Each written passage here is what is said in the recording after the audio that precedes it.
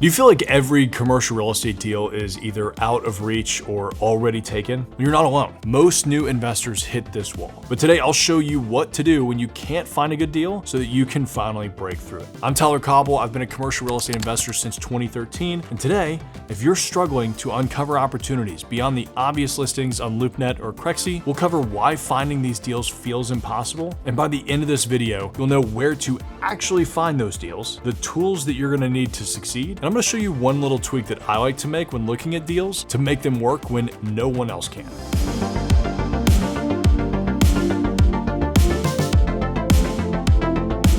So imagine this. You're excited to start investing in commercial real estate, but every single property that you come across is either overpriced, it's out of reach because it's way too expensive, or it's already getting snatched up by some sort of experienced investor. You're probably tired of feeling like you're always late to the party when the deals hit the market. Okay, first, why do new investors struggle to find good commercial deals? Well, more often than not, I see them relying solely on public listing platforms like LoopNet, where most deals are already overpriced. There's a phrase in the industry that deals go to LoopNet to die. They don't have the relationships with brokers or insiders who get first access to deals. They're not sure how to approach property owners directly, or they just don't know how to network and to uncover these opportunities.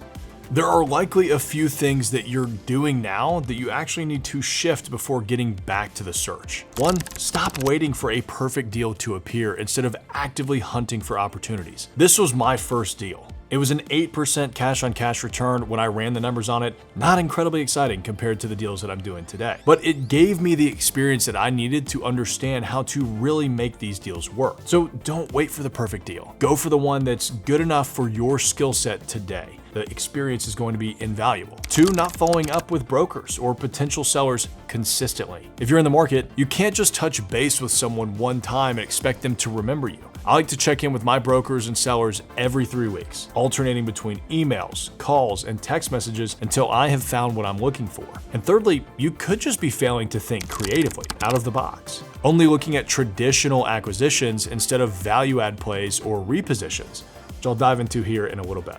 Finding deals is a skill that anyone can develop. I don't care who you are. It just takes time and you've got to put the work in. You have to take action. Successful investors consistently find deals that work because they understand that deal finding is an active process, not a passive one. They're out there making the calls, knocking on doors, and networking with others in the industry. They build strong relationships with brokers, other property owners, and local real estate professionals. That's how I've gotten the majority of my deals, through my relationships in the business. The most important thing that successful investors do, though, is that they consistently make this outreach. Whether that means posting on social media, hitting up their industry contacts, sifting through deals online, they're doing it every day, or at least weekly. What most new investors miss, though, is that not all deals are on public platforms like LoopNet, Crexi, CoStar, etc. Off-market opportunities often provide the best returns. So the best place to start looking for those are by building broker relationships. Brokers control access to many of the best deals, but they prioritize serious investors. If you want to know how to prove to brokers that you're ready to close, show them proof of funds. Demonstrate your knowledge around commercial real estate and be responsive to them. It is incredibly important to follow up with them regularly and stay top of mind. Because guess what? There's other investors that are reaching out to them looking for that same business.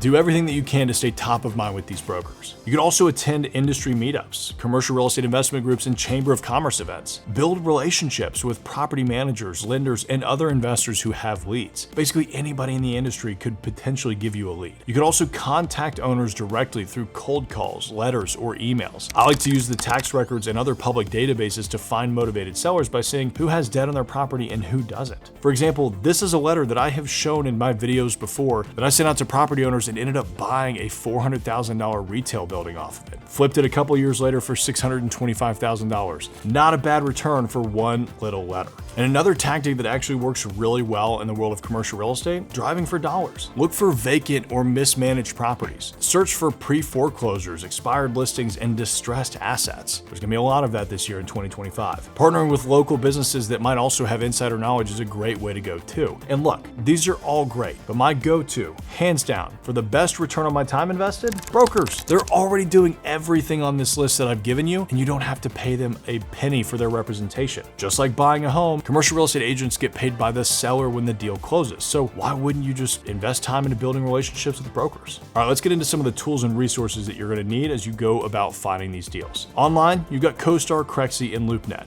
These online listing databases are great when you're first trying to dive into just figuring out what's going on in the market. You can pretty quickly look at what things are renting for, what people are asking for on a sales price for some properties. You can even go and look at some offering memorandums of assets that are listed for sale so you can see what's important in that market. Keep in mind though that some of the listings that you will find on these databases will be out of date and may not be completely relevant, but it's a great way for you to just get a temperature read on what's going on in the market. I also highly recommend keeping some sort of CRM software to organize your leads and your follow-ups. You don't have to go as in-depth as I do with HubSpot. You could do something like Podio, or honestly, you could just keep it on a piece of paper. At the end of the day, the best CRM is whatever you're going to use to stay organized and on top of your follow-up with these leads. I like to use Google Maps, local zoning maps, and city planning reports to also identify any upcoming opportunities. The key is here that you're looking for where other investors are already spending time, money, and energy to make deals happen. Do what many successful investors do and just invest in areas where someone else has already done all the work for you. They've already done all of the market research to determine that it's a good location. Brands like Target, Chick-fil-A, and Trader Joe's spend a significant amount of capital to determine where they should be. You could just follow their lead. You'll also want to use underwriting calculators to quickly run the numbers and evaluate these properties. These calculators or spreadsheets help keep track of everything that you need and will do a lot of the heavy lifting and math for you. I've included a link in the description below for you to download my free deal analysis toolkit, which includes several checklists, a rent roll template, and the same underwriting spreadsheet that I use to evaluate my own deals. Now, we don't have time in this video to dive into how to evaluate deals like a pro, but I promise I'll point you to that video at the end of this one so that you can better understand how to actually run the numbers and make sure a deal works after you think you found the right one. Okay, now for that one little tweak that I mentioned earlier, thinking outside of the box. You just need to start seeing deals differently. Most investors get stuck analyzing a deal for what it currently is instead of what it could be. A property that doesn't work in its current use might thrive with a repositioning strategy. Essentially, you're changing the use or the layout of the property as it sits today. For example, I transformed a car wash into a micro food hall. The property didn't make any financial sense as a car wash due to 1, declining demand, 2, high cost to replace every single piece of equipment on that site, and 3, the land was just too expensive. But by reimagining it as a micro food hall, it became a highly profitable asset with multiple revenue streams from each tenant.